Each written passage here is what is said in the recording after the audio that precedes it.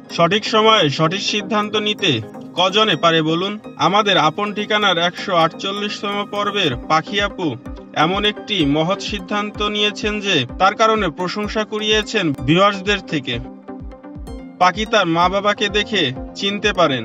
মা বাবা দুজনেই পাখিকে তাদের সাথে নিয়ে যেতে চান, কিন্তু মা এবং বাবা দুজনেই আলাদা থাকার কারণে আরজে কিবরিয়া পাখিকে জিজ্ঞাসা করেন যে তুমি কার সাথে যেতে চাও। তখন পাখি সিদ্ধান্ত জানায় মা বাবা দুজনকেই চাই আমি, তবে প্রথমে মায়ের সাথে যাব, পরে বাবার কাছে যাব।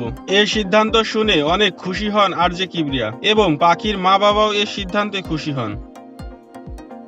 পাখির এ মহৎ সিদ্ধান্ত এবং ভিডিওটি দেখে চোখের পানি ধরে রাখতে পারেননি অনেকেই। আপন ঠিকানার খুব শীঘ্রই 100তম সফলতার পূরণ হতে যাচ্ছে, তাই আপন ঠিকানার সকল অফিসিয়াল এবং আনঅফিসিয়াল ভলেন্টিয়ারদের জানাচ্ছি শুভকামনা। আশা করি সকলেই ভালো থাকবেন।